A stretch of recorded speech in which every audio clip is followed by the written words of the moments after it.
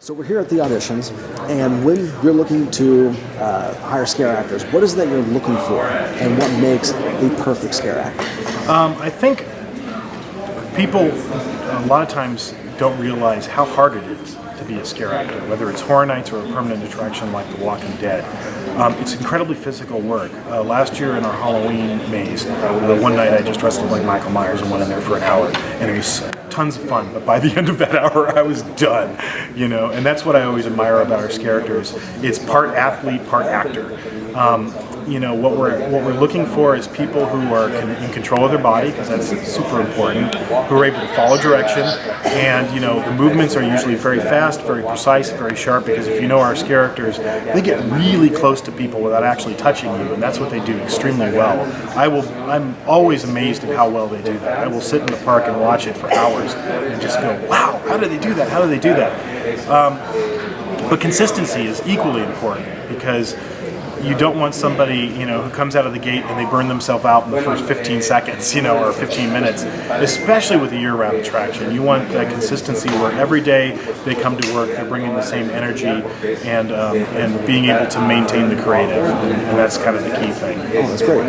Now, you've done Halloween Horror Nights for 10 years? 10 going on 11. 10 going on 11, and now you're creating a daytime attraction. Yeah. What have you found to be the biggest advantage of creating a permanent attraction versus an attraction that maybe is only around for 2 months? Well, it's wildly different. I spent the majority, before I ever did Halloween Horror Nights, I was a ride designer. I designed Revenge of the Mummy here, and I worked on a lot of rides and attractions. So I came from that world of permanent attractions, so I knew what was involved in it.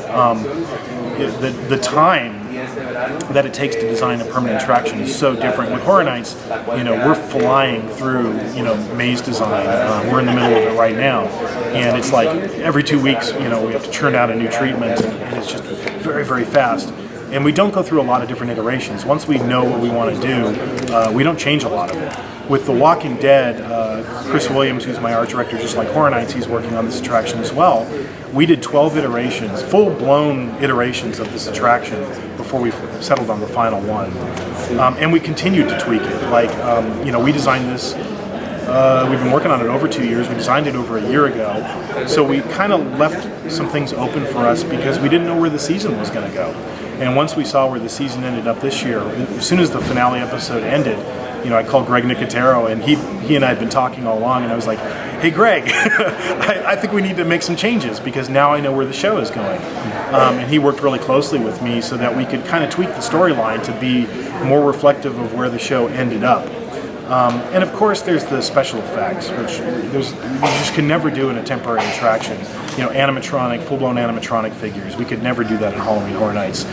If we do something like an animatronic, it's usually a puppeted effect. It's never an actual robotic figure. We're doing full-blown robotic figures. And, special effects that we would never be able to even think of or attempt. And even the scenic. There's a level of detail you can get to in a permanent attraction that you can never get to in a temporary one. I'm always amazed walking through that building right now going, steel, steel, I'm so used to wood and everything being temporary, but this is permanent. Very cool. And lastly, the question I was wondering is, when creating a Horror Nights attraction, maze, it is for a specific crowd, a Horror Nights crowd that knows the property and is wanting to scare. How do you create something then now for the daytime audience? Because would you consider them to be two different types of audiences? Oh, absolutely. And you have to educate them. And I think that's one of the big things. We don't spend a lot of time on story with Horror Nights, and we do it very specifically. First, I believe that a lot of it is just talking to yourself, because you have to think about the environment you're in. If you're in a, Halloween Horror Nights event where it's loud and it's, teenagers and it's everybody's on their phones, trying to communicate to them before they go through an attraction like a detailed story or plot line is impossible. That's why we do branded horror. That's why we focus on things that presumably they will know, and usually the ones that are the highest rated are usually the ones that are the most popular just by default. But in a permanent attraction that's inside a real building, where you have a lot more sound control and things like that, you can actually take the time to do more of a story, and that's what we've done with this attraction. So there really is a call to action in this attraction. The survivors have become, the humans in general have become a big deal, especially last season, where they're equal to, if not more of a threat than the walkers now. And we wanted to get that across, and also planting that sense of doubt of who can you trust? because that's one of the big things of The Walking Dead now. You really don't know who you can trust anymore. So early on in the attraction, you do get contacted by a survivor who gives you your call to action, tells you specifically what you have to do, but you just don't know if you can trust him. I've been listening to voiceover auditions for weeks now and going, no, no, no, because in my head I had a specific voice that I wanted this guy to sound like, because he's an invention of ours, he's not a character from the show. And literally yesterday I walked into our studio and our sound engineer goes, hey, I got somebody new you should listen to, and he pushed play, and I don't think we got past a word or two, and I went, that's the guy. Because he just had that sense of he's in control, he's telling you to do something, you sound like you should probably follow him, but you're just not sure.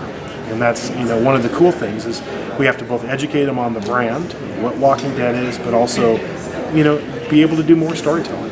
Great. Thank you so much. I Sure, appreciate my it. pleasure.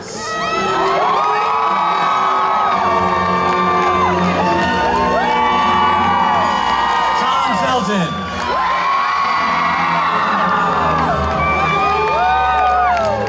Ivana Lynch.